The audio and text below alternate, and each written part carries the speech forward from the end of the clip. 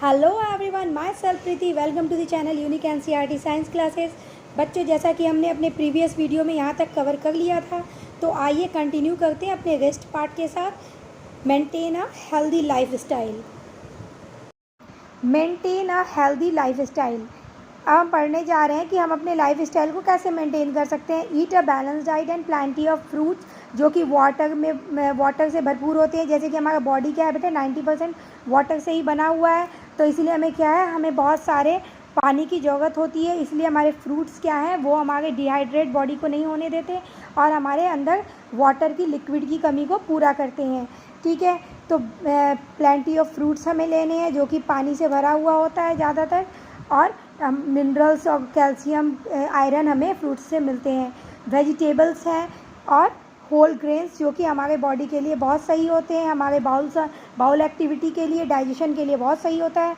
Avoid processed fatty और sugary food, जो कि हमें पता है कि हमें ज़्यादा शुगरी फूड नहीं लेने हैं, हमें फैटी जंक फूड नहीं लेने हैं, और हमें कोल्ड ड्रिंक्स वगैरह जो कि बाहरी प्रोसेस्ड हैं वो उनको अवॉइड करने हैं। ठीक है, ऐसे हम वाटर के बारे में नहीं बात कर रहे हैं, या फिर हम फ्रूट्स के जूस के जो ड्रिंक्स हैं उनके बारे में नहीं कर रहे हैं, हम प्रोसेस्ड के बारे में कह रहे हैं। जो क्या है, आपको कैन फूड है बेटा, कैन में जो ड्रिंक आते हैं उनको हम बोल रहे हैं कि आपको उनको नेगलेक्ट करना है, आपको उनको अवॉइड करना है। ठीक है, stay physically active by playing outdoors, walking, running, cycling and exercise. तो ये आपको करने हैं क्या, फिट रहने के लिए। लिमिट स्क्रीन टाइम, आपको टीवी का, मोबाइल का टाइम कम करना है, ना के बराबर करना है। And spend more time in nature, और अपने नेचर में टाइम ज़्यादा स्पेंड करना है। Get enough sleep to help your body and mind rest and recover. तो आप अपने बॉडी को स्लीप दे सकते हो 8 to 10 आवर्स की, जिससे आपका बॉडी और माइंड क्या है, रिकवर हो सके। ठीक है, जो कि बहुत ज़रूरी है हमारे आगे के वर्क को, प्रोसीजर को फॉलो करने के लिए और अपने काम को आगे बढ़ाने के लिए। प्रैक्टिस योगा और सिंपल ब्रीदिंग एक्सरसाइज, जिससे आपको लंग की प्रॉब्लम ना हो, लाइक प्राणायाम्स एंड रेगुलरली। जो हमें प्राणायाम कह रहे हैं रेगुलर करने के लिए, क्योंकि सारे हम O2 हमारे बॉडी में जा रहा है, जो हमारे बॉडी के रेस्पिरेशन में हेल्प करता है और हमें हमारे बॉडी में एनर्जी सिक्रीट करने में हेल्प करता है बेटा। उसमें ब्रीदिंग का बहुत बड़ा रोल है, क्योंकि ब्रीदिंग अगर हम नहीं करेंगे तो हमारे बॉडी में ऑक्सीजन नहीं आ पाएगा। तो हमें क्या करना है, ब्रीदिंग एक्सरसाइज, प्राणायाम करना है, जिससे हमारे बॉडी क्या है, अपने लाइफ फंक्शन अच्छे से परफॉर्म कर पाएँ, जो कि हमें सर्वाइव करने के लिए बहुत ज़रूरी है। प्रैक्टिस योगा और सिंपल ब्रीदिंग एक्सरसाइज। यस, ये हो चुका है। Say no to harmful substances, things like tobacco, alcohol and addictive drugs. तो हमने इसके बारे में पहले ही बात कर ली थी कि हमें कोई भी एडिक्टिव ड्रग्स, ऐसे ड्रग्स नहीं लेने जिसकी हमें एडिक्शन हो जाए, हमें आदत हो जाए। और ये टोबैको और अल्कोहल, ये तो बहुत ही बेकार चीज़ें बेटा, ये किसी को भी नहीं लेने चाहिए। तो ये आपके how to maintain a healthy lifestyle, इस पर आपके फिलअप्स, क्वेश्चन आंसर इनके बन सकते हैं, और इसके क्वेश्चन आंसर तो आपके 5 नंबर के लॉन्ग क्वेश्चन आंसर ज़रूर बनेंगे। ठीक है, उसके अलावा भी हमने पहले भी इसके ऊपर पढ़े थे कि आपके गुड हैबिट्स कौन कौन से आपको फॉलो करने चाहिए और कौन से गुड नहीं है, बैड मैनर्स हैं जो हमें नेगलेक्ट करने चाहिए। तो आपके इसके भी 3, और या फिर अगर दोनों साथ में आए तो 5 मार्क्स के ये भी आंसर आपके बन सकते हैं, क्वेश्चन आंसर। तो आपको इन तीनों पॉइंट्स, जो भी आपके 3 जो बन रहे हैं क्वेश्चन, कि हमारे गुड हैबिट्स जो हमें फॉलो करने चाहिए, ठीक है, और बैड मैनर्स, जो बैड हैबिट्स हैं, not good for our health हैं, वो आपको, ये बहुत इंपॉर्टेंट है आपके एग्ज़ाम बेसिस से, और आपको अवेयरनेस के लिए भी बेटा बहुत ज़रूरी है। ये आप पढ़ के अपने पेरेंट्स को भी बता सकते हो, और घर में भी अपने ग्रैंड मदर, ग्रैंड फादर के साथ डिस्कस कर सकते हो, जिससे आपकी फैमिली क्या हो, हेल्थ इश्यूज़ ना आए उनको, और वो हेल्दी रहें। कीप द एनवायरनमेंट क्लीन, तो हमें एनवायरनमेंट को अपने क्लीन रखने चाहिए। लेट अस कंपेयर, तो हम कंपेयर करेंगे। Look at figure 3.3a and 3.3b, which playground would you like to play and why. हमें ये फिगर डायग्राम दिए गए हैं, फिगर 3.3a है ये हमारा, और 3.3b है ये हमारा। तो बेटा आपको ये फिगर देख के ही पता लग रहा है कि यहाँ बहुत सारे फ्लाइज दिख रहे हैं, आपको मस्कीटोज दिख रहे हैं, यहाँ कितने डस्ट भी हैं जो बच्चे कुछ ये कलेक्ट कर रहे हैं। बट ये वाली आपकी जो ए नंबर है, देखो ये कितने ग्रीनरी दिख रही है, यहाँ बच्चे आराम से खेल रहे हैं, जबकि यहाँ बच्चे डिस्टर्ब हो रहे हैं। ये क्या कर रहे हैं, डस्ट को क्लीन करने में बिज़ी हैं। कोई बच्चा अगर झूला झूल रहा है उसको मॉस्किटो डिस्टर्ब कर रहे हैं। तो आप क्या किस में जाना चाहोगे? हम बी में कभी नहीं जाना चाहेंगे। कोई भी बच्चा है वो ए जो हमारे 3.3 है इसी में क्या है, खेलना चाहेगा, इसी ग्राउंड में जाना चाहेगा। ठीक है, which play ground which you like play in, तो यस हम 3.3 ए जो है हमारा, हम इसी में जाना चाहेंगे because it is more clean. ठीक है, इट इज़ क्लीन है बेटा, और ये क्या है, हाइजीनिक है हमारा। ठीक है, हाइजीनिक है तो हम इसमें ही जाना चाहेंगे। ये फ्लाइज फ्री है। ठीक है, ये आपके ये आपका पहला पॉइंट हो सकता है कि because it is clean, because it is hygiene, because there is maintain hygiene and it this place is free from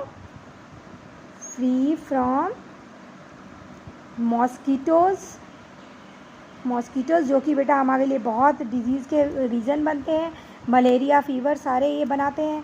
और फ्लाइज़, ये फ्लाइज़ क्या है, गंदे डस्ट वगैरह पे, फेकल मैटर पे आके बैठते हैं और फिर आके हमारे बॉडी में क्या करते हैं, ये स्टिंग कर देते हैं। और वो स्टिंग के ज़रिए हमारे बॉडी में क्या है, प्लाज्मोडियम प्रोटोजोआ एक होता है बेटा जो आपको मलेरिया बीमारी फैलाता है, वो फैल जाते हैं। लेकिन हाँ, आपको इतना डिस्क्राइब नहीं करना है, आपको वाई में यही लिखना है, because this ground is free from dust and it is hygienic for us and it is free from flies like mosquitoes and bacteria. Okay, and it is environment freely, this place is environment, this place is environment freely, so we go to this playground. Okay, we can't go in 3.3b. Okay, तो आप 3.3b में इसलिए नहीं जाओगे क्योंकि हमारे 3.a में कोई मॉस्किटो नहीं है, कोई फ्लाइज नहीं है, ये डस्ट फ्री है। ओके, इसलिए यहाँ का एनवायरनमेंट हमारे लिए अच्छा है। ठीक है, ये हम ये कह सकते हैं कि ये बच्चों के लिए फ्रेंडली है, ये चाइल्ड फ्रेंडली इन्वायरमेंट यहाँ है इस ग्राउंड का, तो हम इसी ग्राउंड को ये करेंगे, प्रीफर करेंगे जाना। Most of us would like to play in the playground shown in 3.3a as it is clean, well maintained and look beautiful. The playground is polluted, 3.3 is polluted. तो okay बेटा, आपको यहीं से answer मिल जा रहे हैं। मैंने जो पॉइंट दिया उसको अगर आप नहीं भी लोगे तो आप यहीं से कॉपी कर सकते हो कि I like to play in the playground 3.3a because it is clean, well maintain and looks beautiful. ठीक है, आप यहाँ से यहाँ तक आपका ये आंसर बन जाएगा। ठीक है, जो हमें यहाँ पूछा गया है वाई वी चूज़ 3.3a। ठीक है, हम 3.3b क्यों नहीं लेंगे? ठीक है, because it is polluted, dirty, unhygienic and full of flies and mosquito. तो हम 3.3b में इसलिए नहीं जाएंगे क्योंकि आप यहाँ से यहाँ तक ये वाले आंसर लिख सकते हो। ठीक है, इन सच एरियाज़ में फॉल सिक मोर ऑफन, क्योंकि अगर 3.3b में जाओगे तो मैंने आपको पहले जैसे डिस्कस किया कि अगर आपको मॉस्किटो काट लेंगे तो आपको मलेरिया जैसे डिजीज़ हो सकते हैं। ठीक है, हेपेटाइटिस बी हो सकते हैं, जो कि क्योंकि यहाँ बेटा क्या है, आपका क्लीनलीनेस नहीं है, ये एरिया जो है ये क्लीन नहीं है, इसीलिए आपको इस टाइप के प्रॉब्लम्स और बड़ी बड़ी बीमारियाँ हो सकती हैं। ठीक है, in addition to inculcating good habits and adopting a healthy lifestyle, we must clean ourselves and surrounding clean।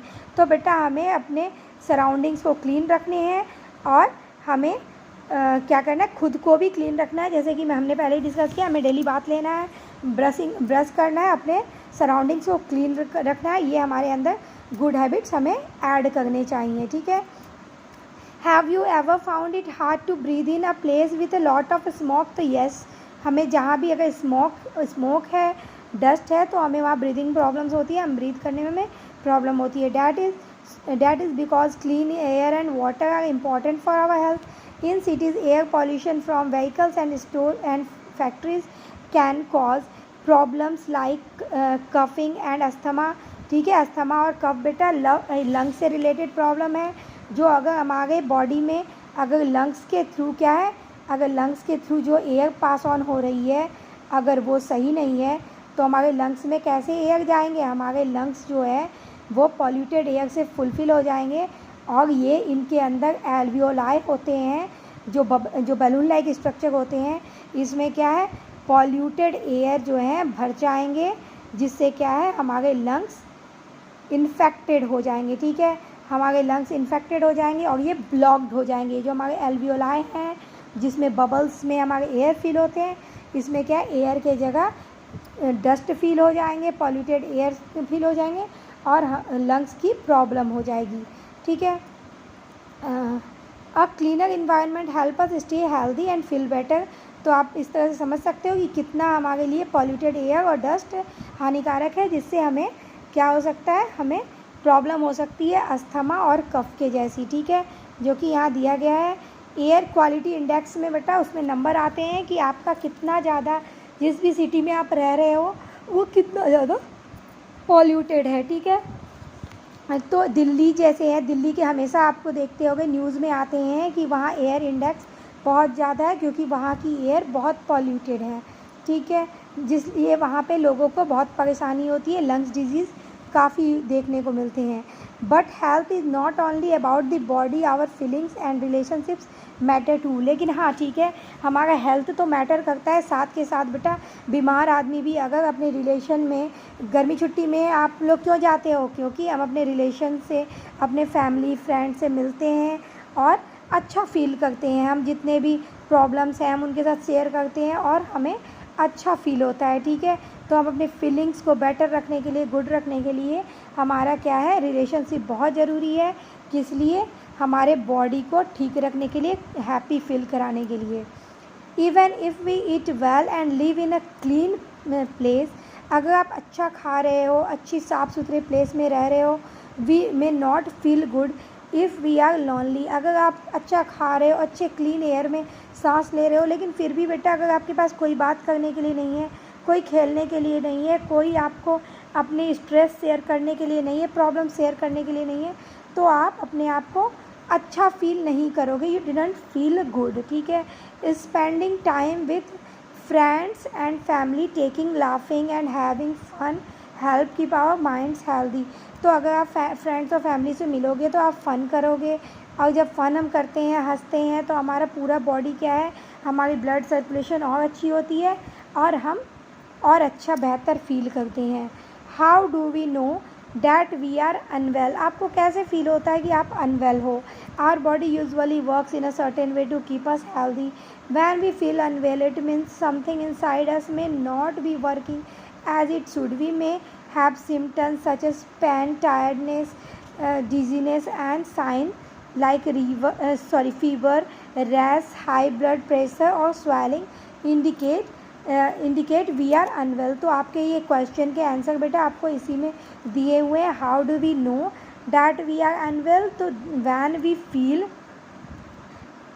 Pen, tiredness, dizziness and signs, fever, rest, ये सारे जो हैं that indicate us we are unwell, तो ये हमें indicate कराते हैं, feel कराते हैं कि हाँ हम ठीक नहीं हैं, हम अनवेल हैं।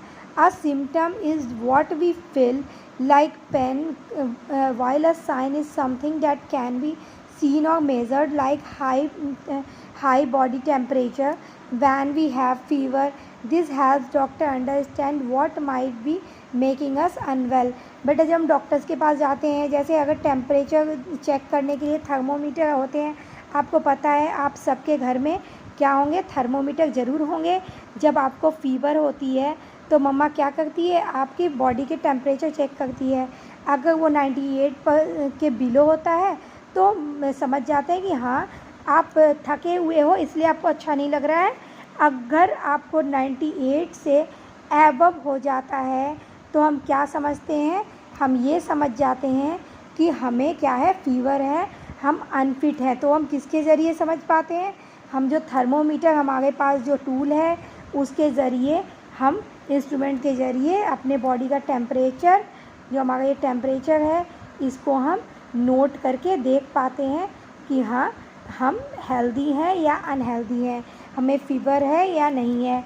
वैसे ही बेटा बीपी, हमारे जो ब्लड प्रेशर है उसको भी क्या है हम चेक करके अपने आप को पता लगा सकते हैं कि हमारे बॉडी का टेम्परेचर हमने थर्मामीटर से चेक कर लिया। और हमारे बीपी चेक करने के लिए भी एक इंस्ट्रूमेंट आता है जिसके ज़रिए चेक कर लिया जाता है कि हमें या आपके पेरेंट्स या जो भी एल्डर्स हैं उनको बीपी की प्रॉब्लम आ रही है या नहीं आ रही है। जनरली ये बच्चों में कम पाई जाती हैं, बड़ों को ज़्यादा होती हैं, ठीक है, क्योंकि बच्चे गेम्स खेलते हैं, अपने फ्रेंड सर्किल में एंजॉय करते हैं, तो वो क्या है स्ट्रेस फ्री रहते हैं, ठीक है, तो उनको कम इश्यूज़ आते हैं, बड़ों को ज़्यादा ही आता है। लेकिन अभी के इन्वायरमेंट में बेटा अभी बच्चों को भी देखे जा रहे हैं, ठीक है। 3.4 disease what are the causes and types, इसमें हम कॉजेज़ पढ़ेंगे और टाइप्स पढ़ेंगे डिजीज़ के। A disease is a condition that affects the normal working of the body और माइंड। अ डिजीज़ एक कंडीशन है जो हमारे बॉडी नॉर्मल वर्किंग बेटा जो हम डेली वर्क कर रहे हैं उसको हमारे माइंड को अफेक्ट करता है। It can happen when one और मोर ऑर्गन्स और organ system stop functioning properly. अब जब हमारे बॉडी के ऑर्गन काम करना बंद कर देते हैं बेटा, जैसे आपको पता है ऑर्गन मिलकर ऑर्गन सिस्टम बनाते हैं और वो ऑर्गन सिस्टम हमारे लाइफ प्रोसेसेस जो कि हमारा डाइजेशन है या एक्सक्रीशन है, एक्सक्रीशन है, सर्कुलेशन है, इस टाइप के जो लाइफ प्रोसेस हैं वो परफॉर्म करते हैं। अगर हमारे ऑर्गन सिस्टम सही नहीं होंगे तो वो फंक्शन क्या होंगे, वो प्रॉपरली नहीं हो पाएंगे, ठीक है। Some diseases are caused by germs like bacteria, viruses, fungi, worms and even by protozoa. तो बेटा ये सारे क्या हैं, प्रोटोजोआ हैं, जो माइक्रो ऑर्गेनिज्म हैं, ये सारे क्या हैं, माइक्रो ऑर्गेनिज्म हैं, प्रोटोजोआ हैं। प्रोटोजोआ तो हमारे ये सब है बेटा, अमीबा, पैरामीशियम, प्लाज्मोडियम, जिसके ज़रिए हमने कहा था आपको कि तो हम इसको यहाँ इससे अटैच नहीं करते हैं। हमारा जो प्रोटोजोआ है वो बेटा आपका अमीबा जो आपने पढ़ा हुआ है, सिंगल सेल जिसके होते हैं, अमीबा है, प्रोटोजोआ है, amoeba is a protozoa, amoeba है, पैरामीशियम है जो आपने 7th में पढ़ा हुआ है ना, पैरामीशियम है, और प्लाज्मोडियम है, ठीक है। तो ये सब बेटा आपके क्या है, प्लाज्मोडियम है, यूग्लिना है, ठीक है, यूग्लिना, ये सारे आपके क्या हैं, प्रोटोजोआ हैं। तो इन सब के बारे में बात हो रही है जिससे आप अवेयर हो। वो मोस्ट प्रोबेबली आपका कौन सा है, प्लाज्मोडियम, जो कि मलेरिया बहुत सारे बच्चों को अभी बारिश के समय हो जाता है, तो वो बेटा आपके प्रोटोजोआ जो प्लाज्मोडियम है, जस्ट बिकॉज उसके कारण ही हो पाता है, जो मच्छर अपने साथ कैरी कर लेते हैं, ठीक है, और जब वो स्टिंग करते हैं तो उसको वो आपके बॉडी में छोड़ देते हैं, ठीक है। अब हमारा ये बैक्टीरिया, वायरस, फंगाई, वर्म्स हैं, ये सारे आपके पैथोजेंस हैं, ठीक है, जो डिजीज़ कॉज करते हैं, okay. This disease causing organism are called pathogens. तो जो हमारे ये ऑर्गेनिज्म है, बैक्टीरिया, फंगाई, वर्म्स, वायरसेस, ये सारे आपके पैथोजेंस है, और हमने प्रोटोजोआ आपका पहले डिस्कस कर लिया। अदर डिजीज़ेज में रिजल्ट फ्रॉम पुअर न्यूट्रिशन और एन अनहेल्दी लाइफ स्टाइल। और अदर डिजीज़ेज बेटा जैसे हमने पहले थायराइड, बीपी और क्या कहते हैं, थायराइड, बीपी और डायबिटीज़, इन सब का डिस्कस किया था। तो वो सारे हमारे लाइफ स्टाइल डिजीज़ेज हैं। Some diseases last for a short time, कुछ डिजीज़ क्या है बेटा शॉर्ट टाइम में चली जाते हैं, लेकिन कुछ चीज़ें क्या हैं बहुत समय तक रहते हैं या फिर लाइफ टाइम रहते हैं बेटा, जिसको हम क्रॉनिक डिजीज़ कहते हैं, ठीक है, जो ज़्यादा लंबे समय के लिए रहते हैं, ठीक है। नॉर्मली जो मलेरिया, फीवर, आपके कफ, कोल्ड है, ये क्या है आपके शॉर्ट टाइम रहते हैं, लेकिन लॉन्ग टाइम चलने वाले जैसे थायराइड है, अस्थमा है, ये सारे क्या है बेटा, ये जिनको एक बार हो गया वो लाइफ टाइम के लिए हो जाते हैं, ठीक है। बहुत कम ही लोगों के ठीक होते हैं, नहीं तो ये लाइफ टाइम तक मेंटेन हो जाते हैं। लोगों को प्रिकॉशन लेकर इन्हें मेंटेन रखना पड़ता है, ठीक है। Disease can be grouped into 2 major types based on this causes and how they spread. तो डिजीज़ को क्या है बेटा 2 टाइप्स में ये किया गया है, डिफ़र किया गया है, जिसको क्या है कि कैसे वो स्प्रेड होते हैं उनके बेसिस पे, ठीक है। जैसे हमारा पहले है नॉन कम्युनिकेबल डिजीज़, मीन्स जो ऐसी डिजीज़ जो एक से दूसरे में नहीं, बाय टचिंग नहीं फैल सकता है। ओके, यहाँ दिया हुआ है, ठीक है। तो हम इस फिगर के ज़रिए समझते हैं कि कोई भी ऐसी डिजीज़ जो डायरेक्ट कांटेक्ट से, देखो जैसे हमने यहाँ हैंडशेक किया और ये फैल गया, ठीक है। ये एयर, इसने क्या किया, इसने स्नीज की और फैल गया, ठीक है।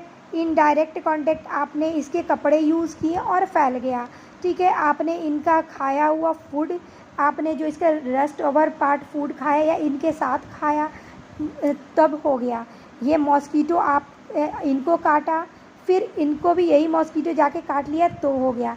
ये सारे जो है बेटा ये कम्युनिकेबल डिजीज़ कहलाते हैं, जिसमें हम एक दूसरे से कम्युनिकेट करते हैं। जो इनसे कम्युनिकेट में आया है वो हमसे भी कम्युनिकेट में आया है, वो हमारे कम्युनिकेबल डिजीज़ होते हैं जो एक से दूसरे में फैलते हैं। जो एक से दूसरे में फैलते हैं उन्हें हम कम्युनिकेबल डिजीज़ कहते हैं। और जस्ट जो इसके अपोजिट है बेटा, जिसका इनसे इसमें कोई मतलब नहीं है कि इसने ये टॉवल यूज़ किया था हमने भी कर लिया, वैसे किसी भी डिजीज़ पर्सन के हमें क्या है, टॉवल वगैरह यूज़ नहीं करने चाहिए। लेकिन टॉवल, सोप, ब्रश, ये सब तो हमें किसी के भी यूज़ जनरली नहीं करने चाहिए। फैमिली फ्रेंड्स में हम यूज़ कर लेते हैं, लेकिन डिजीज़ पर्सन के बिल्कुल भी यूज़ नहीं करने चाहिए, ठीक है। तो जो कम्युनिकेशन से नहीं फैल रहा है वो है हमारा नॉन कम्युनिकेबल डिजीज़, और जो कम्युनिकेशन से फैल रहा है वो है हमारा कम्युनिकेबल डिजीज़। तो आइए हम देखते हैं कि हमने बुक में डायग्राम से तो देख लिया है, बाकी हम देखते हैं कि हमें इसमें क्या दिया गया है, लिखा क्या गया है। तो आप देखिए, ये है हमारे इन्फेक्टेड पर्सन और ये हेल्दी पर्सन। अगर इन्फेक्टेड पर्सन ने जो भी कुछ यूज़ किया है, अगर ये हेल्दी पर्सन यूज़ कर ले तो उसको कम्युनिकेबल डिजीज़ आराम से हो जाएंगे, ठीक है। Non communicable, some disease like cancer, diabetes and asthma are not caused by pathogens and do not spread from one person to another। जैसा कि हमने देखा कि कम्युनिकेबल डिजीज़ जो मैंने आपको पहले डिस्कस कराया कि जो एक दूसरे से कांटेक्ट से फैलता है, जो इन्फेक्टेड पर्सन रहता है उसके कांटेक्ट में आने से, उसको कम्युनिकेबल डिजीज़ कहते हैं। और हमारा नॉन कम्युनिकेबल डिजीज़ जो है वो विदाउट एनी कांटेक्ट के फैल जाता है बेटा। जिनके एग्जाम्पल दिए हैं जैसे कि डायबिटीज़ है, अस्थमा है, कैंसर है, ये सब बीमारियां हैं। They are usually link to lifestyle, diet and और इन्वायरमेंट। तो ये आपके अनइवन स्लीप के कारण हो सकता है, ठीक है।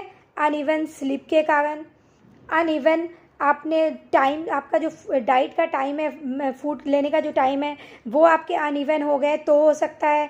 आपने बैलेंस डाइट नहीं ली तो हो सकता है, ठीक है। तो इस तरह से आपके ये लाइफस्टाइल डिजीज़ के ये प्रॉब्लम, ये कारण रीजंस हो सकते हैं। और अगर आप कोई एडिक्टेड ड्रग ले रहे हो जो आप उसके एडिक्टिव हो और वो सही नहीं है, ठीक है, या फिर आप जंक फूड ले रहे हो, ठीक है, जंक फूड भी अगर आप ले रहे हो ना तो उससे भी क्या है, लाइफस्टाइल डिजीज़ होते हैं। अगर आप डेली बेसिस में जंक फूड खा रहे हो, एडिक्टिव ड्रग्स ले रहे हो, आपकी स्लीप अच्छी नहीं है, आपके डाइट बैलेंस्ड नहीं है, तो आपको नॉन कम्युनिकेबल डिजीज़ हो सकते हैं जो कि क्रॉनिक डिजीज़ होते हैं और वो काफ़ी लंबे समय तक रहते हैं। इन डिजीज़ को हम क्रॉनिक डिजीज़ कहते हैं, जो डायबिटीज़, अस्थमा, इस टाइप के जो डिजीज़ेज़ हैं, ठीक है, और उनको नॉन कम्युनिकेबल डिजीज़ भी कहते हैं। तो communicable disease caused by pathogens and are called communicable disease है। अब ये कम्युनिकेबल डिजीज़ बेटा उन डिजीज़ को कहते हैं, जैसे हमने पढ़ा था, पहले हमने डिस्कस किया था, जो वायरस, बैक्टीरिया,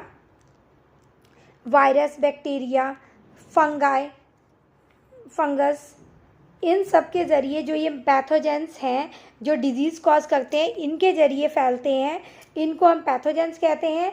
इन डिजीज़ को हम कम्युनिकेबल डिजीज़ कहते हैं, जो एक दूसरे के कांटेक्ट में आने से फैलता है। कि जो अगर इन्फेक्टेड पर्सन है, आपने उसका कोई भी चीज़ यूज़ कर लिया, या आप सड़क चलते भी अगर कोई इन्फेक्टेड पर्सन है जिसने अगर स्नीज कर दिया, छींक दिया, तो वो क्या है, वहाँ के एटमॉस्फेयर में, वो एयर में घुल जाते हैं और वो एयर को पॉल्यूटेड कर देते हैं, जो जब हम ब्रीद करते हैं तो हमारे इनसाइड लंग्स में जाकर हमारे लंग्स को इन्फेक्टेड कर देते हैं। तो ये हमारे कम्युनिकेबल डिजीज़ हैं, जो when we come in contact with infected person then we suffer from communicable disease.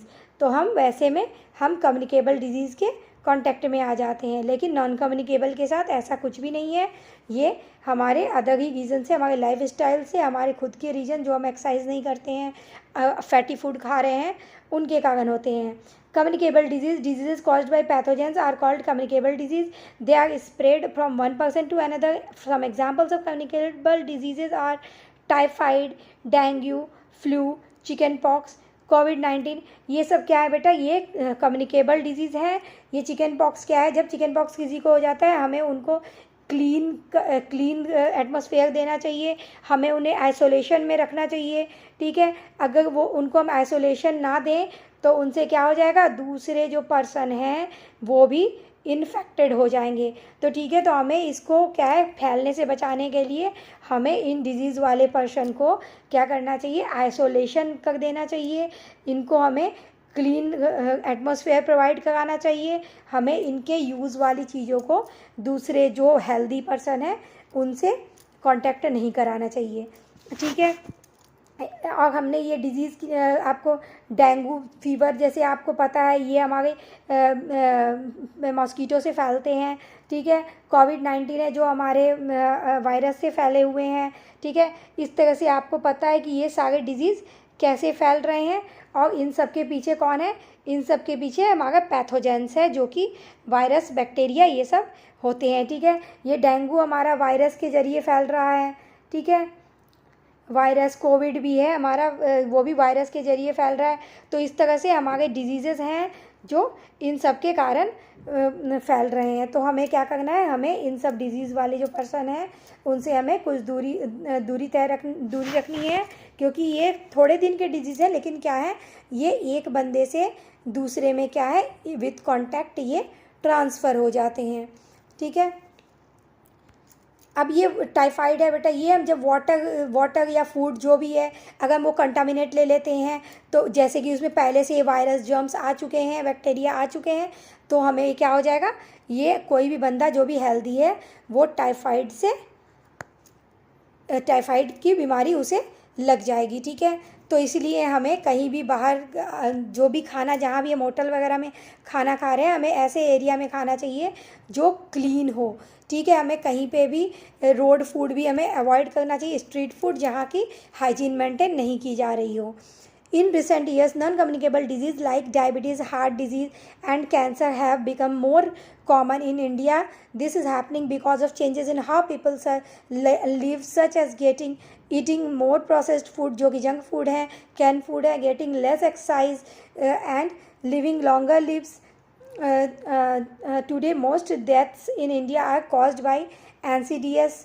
Understanding of the difference between these two types help us know how disease spread and how to prevent them.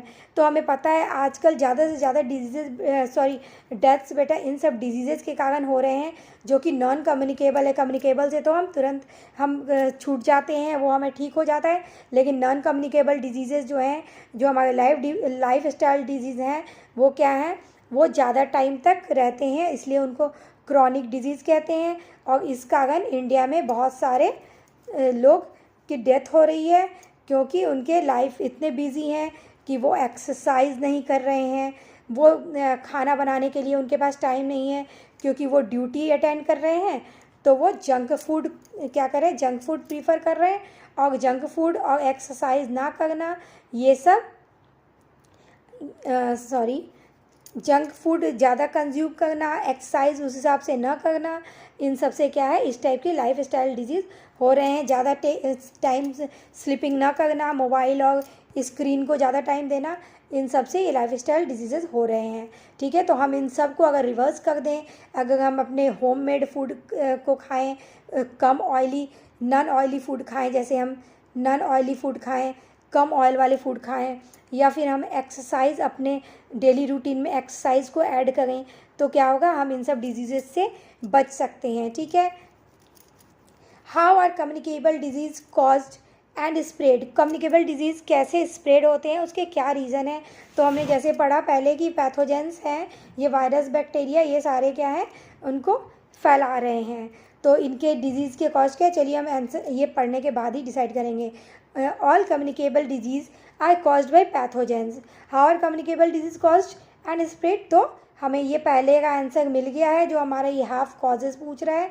तो ये हमारे disease cause क्यों हो रहे हैं, ये हमारे disease cause हो गए हैं because of pathogens. These pathogens can enter our body through the air we breathe or by consuming contaminated food and water and more। तो हमने पहले ही जैसे बात किया कि हमें टाइफाइड वगैरह, हेपेटाइटिस बी, ये वाटर, फूड, कंटामिनेटेड खाने से भी क्या है, हम कंज्यूम जब करते हैं तो उससे भी फैल जाते हैं। ठीक है, तो वाटर, फूड, कंटामिनेटेड जो हैं, जो डस्ट और पॉल्यूटेड डस्ट और वायरस के कांटेक्ट में आ चुके हैं, उन बैक्टीरिया के कांटेक्ट में आ चुके हैं, उन फूड को अगर हम कंज्यूम कर रहे हैं तो भी हमारे में ये बीमारी, कम्युनिकेबल डिजीज़ क्या होती है, स्प्रेड होती है। ठीक है, but how do this pathogens spread from one person to another. अब बेटा जैसे हमें मान लो ये प्लाज्मोडियम क्या है, ये प्लाज्मोडियम है हमारा प्रोटोजोआ, जो कि एक तरह का ये प्लाज्मोडियम है, जो हमें पता है, जो हमने पहले ही डिस्कस किया कि ये एक प्रोटोजोआ है। अब बेटा जब बारिश का पानी कहीं भी कलेक्ट होता है तो क्या होता है, वहाँ मच्छर आके बैठते हैं, और मच्छर जो है इस पानी में जो प्लाज्मोडियम है इसको क्या करते हैं, अपने में इनके लेग्स में ये चिपक जाते हैं, और जब ये आते हैं या फिर इनके माउथ में ये इसको क्या है, कंज्यूम कर लेते हैं। और जब ये हमारे किसी भी पर्सन पे आकर बैठते हैं और उनको, जैसे ये मच्छर है, मान लो ये हैंड है, इसमें आके इस मच्छर ने स्टिंग किया, ठीक है, तो उसने क्या किया, यहाँ हमें स्टिंग जो किया तो इसने यहाँ प्लाज्मोडियम को क्या है, छोड़ दिया। इसने क्या किया, प्लाज्मोडियम जो हमारा प्रोटोजोआ है इसको छोड़ दिया, जिससे हमें मलेरिया बीमारी होती है, जो कि मॉस्कीटो कॉज करता है बेटा, जो फीमेल एनोफिलीज मॉस्कीटो है। ठीक है, तो इस तरह से आप देख रहे हो कैसे मच्छर ने हमें क्या किया, हमें मलेरिया दे दिया। ठीक है, अब यही मच्छर जब हमारे अंदर आ गया है और इसने क्या किया, प्लाज्मोडियम छोड़ दिया, और प्लाज्मोडियम हमारे बॉडी में है। अब जो हमें इंजेक्शन प्रोवाइड कराया गया, अगर उसी इंजेक्शन से दूसरे को अगर दिया गया तो क्या होगा, हमारे बॉडी का जो प्लाज्मोडियम वायरस ये है, प्रोटोजोआ है, वो दूसरे में ट्रांसफ़र हो जाएगा, और इस तरह से क्या होगा, ये डिजीज़ एक से दूसरे में फैल जाएगी। या फिर जिसे भी फीवर हुआ है बेटा उसको कफ होगा, कफ कोल्ड भी होगा, जब वो स्नीज करेगा तो वो दूसरे पर्सन के ब्रीदिंग के ज़रिए उसके अंदर जाएगा, और ये वायरस, बैक्टीरिया, जो भी जिसके कारण भी ये डिजीज़ आई है, वो डिजीज़ क्या है, उसमें अगले जो दूसरा बंदा है उसमें वो डिलीवर कर देगा। ठीक है, but how do this pathogens spread from one person to another, जैसा कि अभी हमने डिस्कस कर लिया। One common ways is through air, जो हमने देखा कि किसी ने स्नीज किया तो उसके ज़रिए क्या है, ये दूसरे पर्सन में, इन्फेक्टेड से दूसरे हेल्दी पर्सन में चला गया, ट्रांसफ़र हो गया।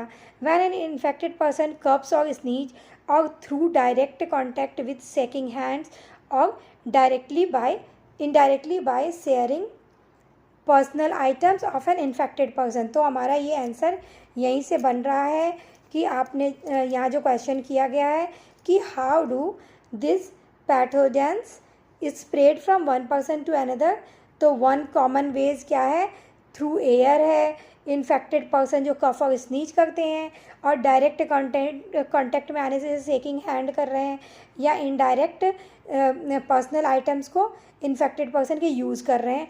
तो इस तरह से क्या है, some of the communicable disease spread through communicated drinking water और फूड। ठीक है, इस तरह से ये स्प्रेड हो गए। तो आपके ये आंसर पूरे के पूरे इसके बन जाएंगे, यहाँ से लेके और यहाँ तक आप इतना भी लिखोगे तो सफिशिएंट होगा।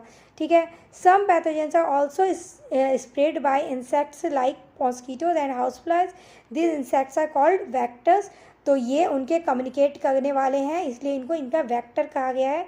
मीन्स ये उनको कांटेक्ट में पहुंचाने वाले ये कैरियर्स हैं। हम वेक्टर को इजी वे में हम इनको कैरियर्स कह सकते हैं, जो इन डिजीज़ को कैरी कर रहे हैं, कैरी फॉरवर्ड कर रहे हैं, infected person to healthy person. ठीक है। तो बेटा आपके आपके इनके जो भी क्वेश्चन दिए हुए हैं इसमें बुक में जो भी क्वेश्चन आपसे पूछे जा रहे हैं वो जस्ट उनके नीचे ही उनके आंसर अवेलेबल हैं आपको, ठीक है।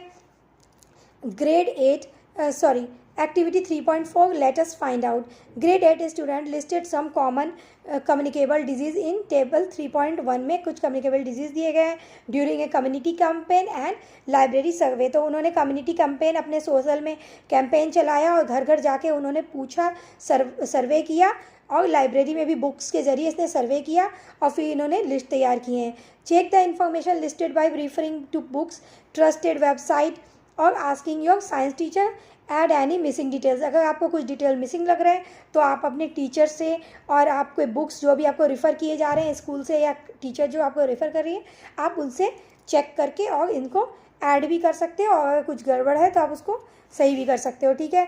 तो इन्होंने जो भी किया है सर्वे करके किया है और लाइब्रेरी से किया हुआ है, ठीक है।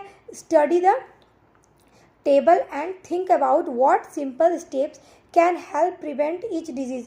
तो आपको इसमें से ये भी आपको स्टडी करना है और सोचना है कि आप इनसे कैसे बच सकते हो। Some common communicable disease affecting humans, कैसे ह्यूमंस को अफेक्ट करते हैं। कुछ कॉमन कहने को कॉमन है क्योंकि ये क्रॉनिक नहीं है लेकिन ये कम्युनिकेबल पे तो फैल जाते हैं। अगर आपको 10 डेज़ भी अगर लग रहे हैं तो आपके स्कूल डिस्टर्ब हो रहे हैं, आपके डेली रूटीन के काम डिस्टर्ब हो रहे हैं तो ठीक है, तो ये आपको वेस्टिंग ऑफ टाइम है, आपका वेस्टिंग ऑफ बॉडी है, फिजिकली मेंटली आप इससे सबसे अफेक्ट होते हो।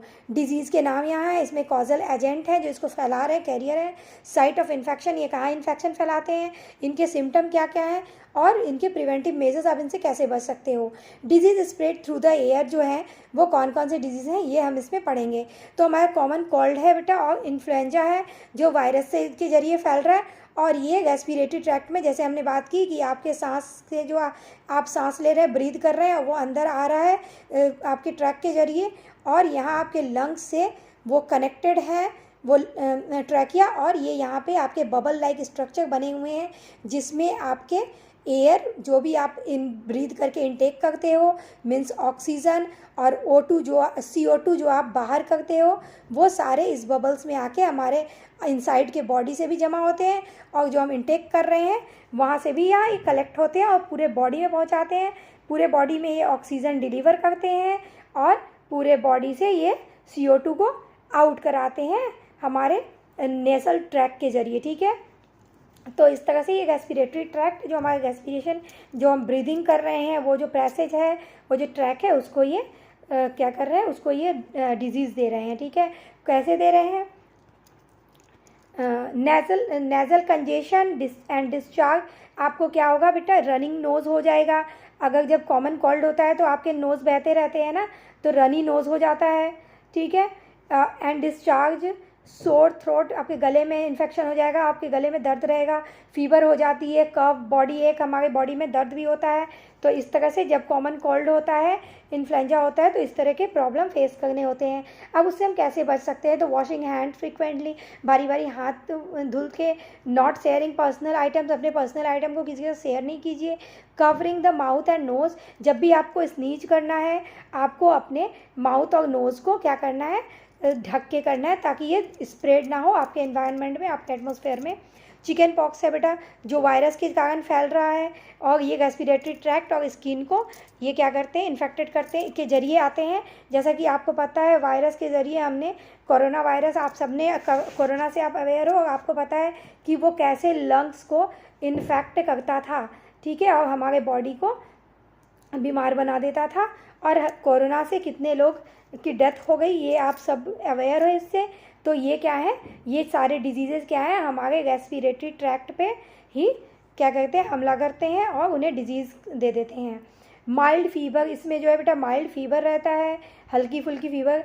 इची स्किन, रैसेस एंड ब्लिस्टर्स, इसमें छोटे छोटे फोड़े फुंसी निकल जाते हैं जो कि आपको जब तक ये चिकन पॉक्स रहेगा तब तक रहेंगे। उसके बाद अगर आप इसमें क्या कहते हैं कोकोनट वाटर वगैरह अगर आप इस पर अप्लाई करो या मेडिसिन अप्लाई करो तो ये फिर ठीक हो जाते हैं, ठीक है। लेकिन आपके पूरे बॉडी पे आपको रेसेस देखने मिलेंगे। इससे प्रिवेंशन हम कैसे ले सकते हैं? तो हमें इसके लिए हमें क्लीनिंग हमें रखनी पड़ेगी अपने आसपास की, covering the mouth and nose, और इसके लिए वैक्सीनेशन भी लगते हैं बेटा इनसे बचने के लिए। लेकिन लेकिन वैक्सीनेशन भी इतने क्या है सफिशिएंट नहीं हो पाते, इसलिए वैक्सीनेशन के बाद भी कभी कभार किसी को चिकन पॉक्स हो जाता है। ठीक है, इसके लिए कंप्लीट आइसोलेशन की ज़रूरत है पेशेंट को, क्योंकि उनके बॉडी में भी पेन रहते हैं, उनको ब्लिस्टर्स भी आए होते हैं, तो अगर वो किसी के कांटेक्ट में आएंगे तो उनको भी हो जाएगा, या फिर अगर कोई इनके कांटेक्ट में आएगा तो इन्हें भी परेशानी होगी। मेजल्स जो है बेटा वो भी वायरस के कारण, तो आपको इनसे क्वेश्चन बन सकते हैं कि वायरस से फैलने वाले डिजीज़ के नाम लिखें, तो आप इसमें कॉमन कोल्ड और इन्फ्लुएंजा, चिकन पॉक्स, मेजल्स, ये सारे आप लिख सकते हैं। ये इन्फ्लुएंजा भी है, ये सारे आप इसमें ऐड कर सकते हैं। मेजल्स में भी क्या है बेटा, स्किन और रेस्पिरेटरी ट्रैक्ट के जरिए ये अटैक करते हैं। फीवर आता है इसमें भी, थ्रोट में इसमें भी इन्फेक्शन हो जाते हैं, रेडिश रेसेस हो जाते हैं, नेक पे भी हो जाते हैं और बॉडी में हो जाते हैं, years and other parts of the skin पे भी हो जाते हैं। इसके लिए भी क्या है, आइसोलेट किया जाता है पेशेंट को। और माउथ और नोज़ को, जैसे कि हमें पता है कि इसमें भी क्या है, फीवर आ रहे हैं बेटा, इसमें भी रनिंग नोज़ होंगे, तो इस आपको जब भी छींकना खांसना है आपके ज़रिए किसी और को ना फैले, इसलिए आपको क्या करना है, हमें जब भी इस टाइप के कम्युनिकेबल डिजीज़ होते हैं हमें माउथ और नोज़ को अपने कवर करके रखने हैं।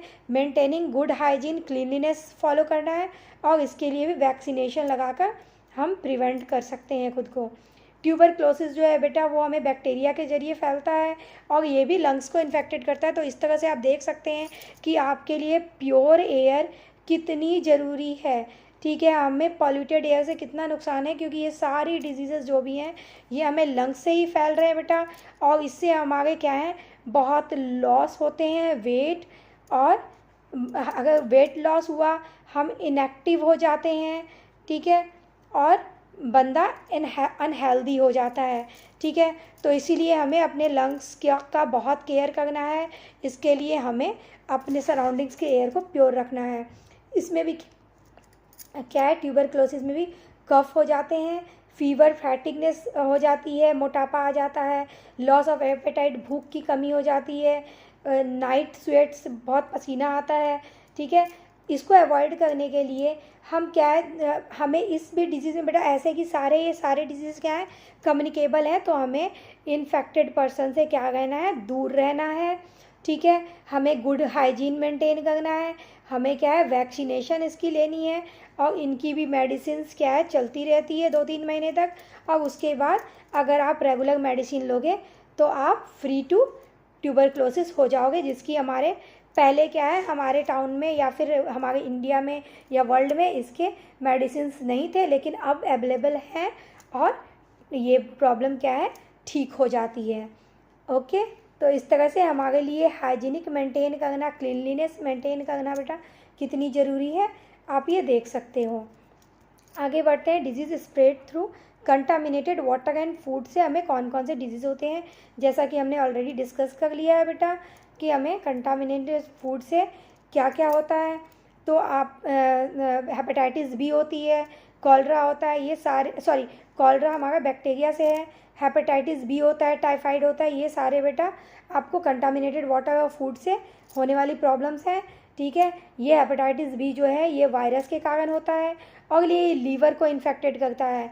इससे क्या है, बीमारी जो अनहेल्दी पर्सन है, जो इन्फेक्टेड पर्सन है, उसको थकावट फील होती है, उसको फीवर आता है, उसको खाने की भूख नहीं लगती, उसको वॉमिट होता है, डिहाइड्रेशन हो जाती है, डायरिया होता है, उल्टी होती है, जॉन्डिस हो जाता है।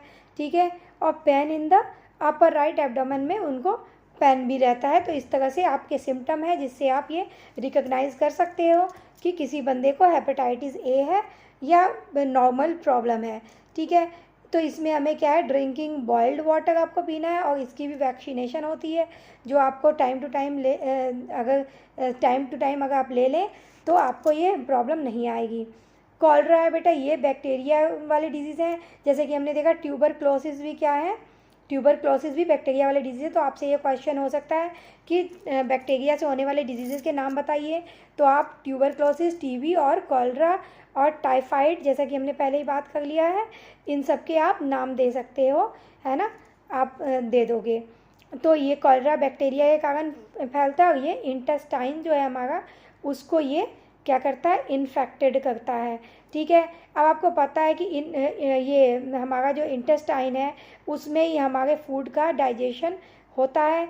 अगर हमारे फूड का डाइजेशन अच्छे से नहीं हुआ तो क्या होगा, तो डायरिया होगी, मीन्स आपको बार बार मोशन आएगा और आपको डिहाइड्रेशन की प्रॉब्लम आएगी। मीन्स अगर आपको बार बार पॉटी जानी होगी तो आपके बॉडी में क्या है, वाटर की कमी हो जाएगी। ठीक है, और वाटर की कमी होने से आपका बॉडी डिहाइड्रेट हो जाएगा। तो इस तरह से आप देख रहे हैं कि अगर इंटेस्टाइन में प्रॉब्लम होगा कॉलरा के कारण तो आपको ये सब प्रॉब्लम आएगी। इससे आपको निपटने के लिए आपको क्लीनलीनेस फिर से ध्यान रखना है, हाइजीन मेंटेन करना है, सैनिटरी हैबिट्स अच्छी रखनी है, consumption of properly cooked food खाना है आपको, और बाहर का खाना नहीं खाना है, बॉइल्ड ड्रिंकिंग वाटर, और वैक्सीनेशन, जैसे कि इन सारी प्रॉब्लम्स के लिए वैक्सीनेशन आ गई है तो वो आपको लगवानी है।